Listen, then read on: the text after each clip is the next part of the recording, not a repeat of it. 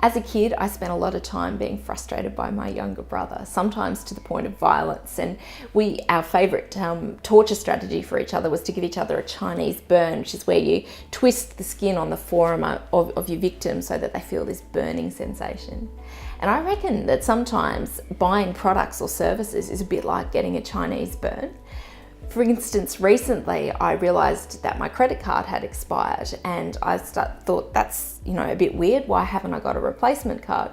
So I rang the customer service card hotline, and it turns out that they had actually sent me a card 2 weeks earlier. The thing is that I hadn't got it because they'd sent it to my next door neighbour's place at an address that I lived in 5 years ago. To get a new card, I had to cancel the first replacement card and then wait 10 business days. And there was nothing I could do to fast track that process. Believe me, I tried. I offered, to pay for courier services and go and pick it up from somewhere, but I just could not fast track the process. And what ended up happening was that for 2 weeks, I've got notifications saying that, payment dishonor fees and we can't process your transaction. Frustratingly enough, as someone who works to simplify technology-related processes and systems, I know exactly why this is happening. 5 years ago, when I applied for the card, it took 6 weeks to actually get a card in my hand. By mistake, someone in the applications processing team entered my address as number 24 Seafarer Court instead of number 26. And I spent most of that 6-week period on hold with the credit card provider. I updated my address with them 3 times. And on 2 of those occasions, the second and the third replacement card got sent to my next door neighbour's address. You might be wondering what he was doing. He was actually writing return to sender on the envelopes and very helpfully sending them back to the credit card provider, not just popping over the fence and giving them to me, which would have been really helpful.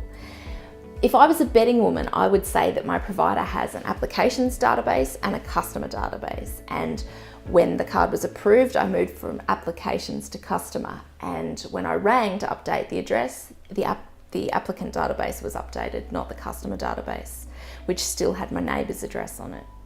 And 5 years later, look what's happened. The card has been sent to my old neighbour. Now look, I love everything about this company. I fly with them, my mobile phone's with them, I insure with them, but as it turns out, they're not above delivering a decent friction burn.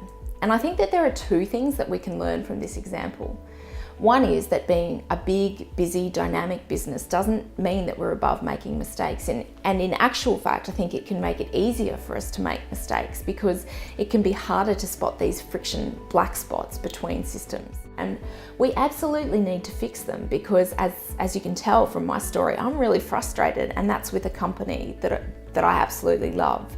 So when we frustrate our customers, the likelihood of them staying with us and being a loyal brand advocate drops. Our trust and our confidence in that company plummets, and we're on shaky ground when that happens. I think the second thing that we need to take away is that we really need to prioritise simple over sexy. And it might be easier to believe as decision makers in customer service industries that investing in a new mobile application that's got iBeacons and push notifications is a better investment of time and money than it is to invest time and money in mapping our systems and how well connected they are. But I think that's a really dangerous mistake for us to make, because disconnected, friction-laden systems and processes are a bit like melanomas, if you like. They look small on the surface, but underneath they're silently eroding the good health of our company and the goodwill that we've worked really, really hard to build up amongst our followers.